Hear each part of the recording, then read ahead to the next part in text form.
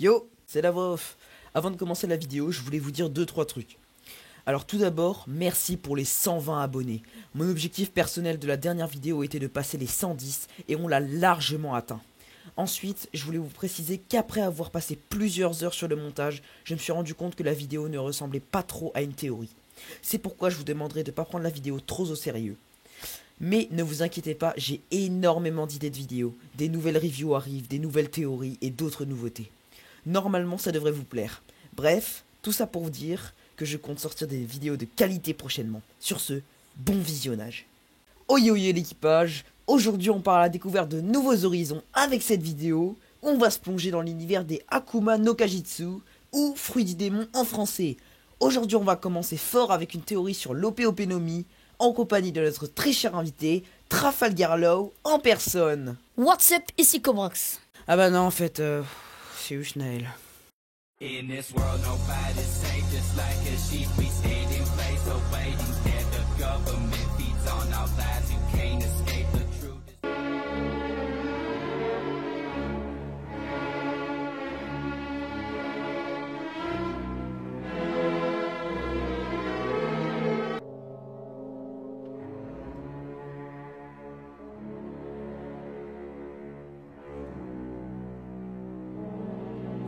Juste avant de se lancer dans le sujet, sachez que la vidéo se découpera en 3 parties.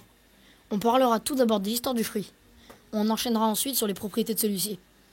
On parlera alors de ce qui nous fait penser que ce fruit est plus puissant que les autres. Puis, on terminera par une conclusion.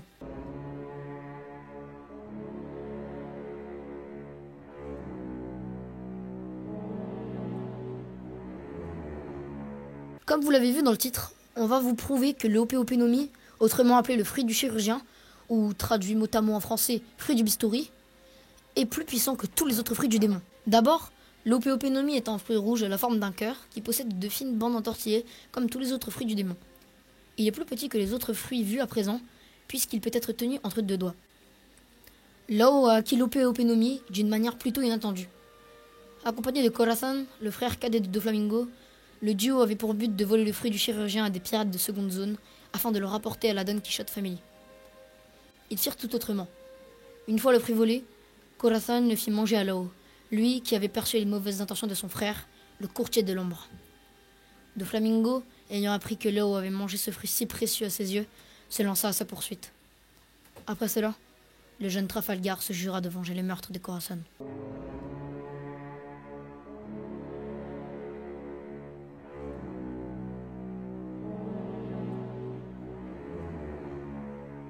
Et ça, ce n'était que l'histoire de l'acquisition de son pouvoir. Maintenant, place à notre théorie. Tout d'abord, l'Ope no Mi a le pouvoir de créer une demi-sphère aussi grande que les détenteurs du pouvoir le souhaitent.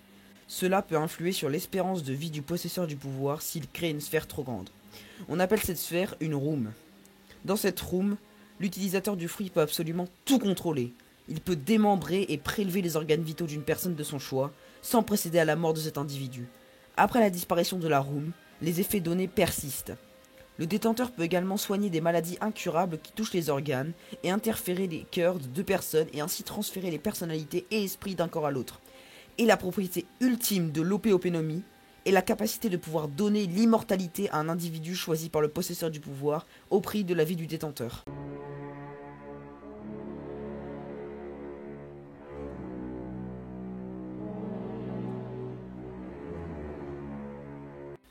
Premièrement, nous pouvons nous douter qu'il est puissant car il est extrêmement convoité par divers pirates, dont Don Quichotte Doflamingo, qui aimerait le posséder afin d'obtenir la vie éternelle.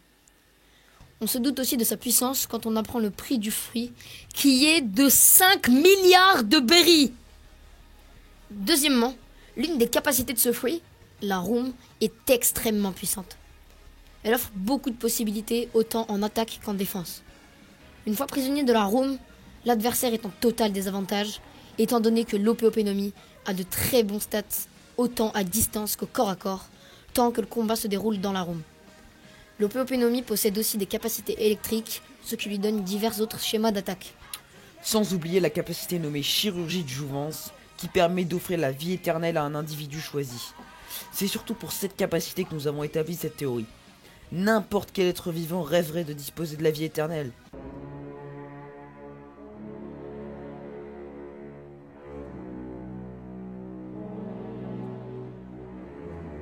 Pour conclure, l'OP-Openomie n'est pas qu'extrêmement puissant, mais il cache des capacités très intéressantes, comme le pouvoir de la room, qui laisse beaucoup de possibilités de techniques à inventer. Par exemple, si vous avez bien suivi la vidéo, on peut enchaîner un prélèvement de cœur et utiliser le pouvoir Counter Shock, qui est un choc électrique, sur l'organe pour ainsi torturer la cible de l'attaque. On en arrive même à se demander, est-ce que je suis allé au chiottes hier? Ah non, en fait ça c'est juste une question que j'ai dans la tête depuis ce matin. Effectivement, les possibles enchaînements offerts par l'absorption du fruit du bistouri sont infinis. Le porteur d'un fruit pareil pourrait se taper tout un putain de bataillon d'élite de la marine à lui tout seul.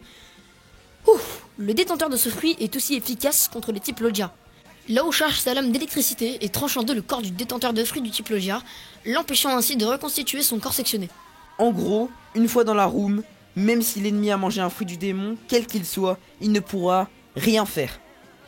Et voilà les gars, c'est la fin de cette vidéo. J'espère que vous l'aurez apprécié, que vous aurez appris des choses. Sur ce, je laisse le dernier mot à Cobrax. Vite!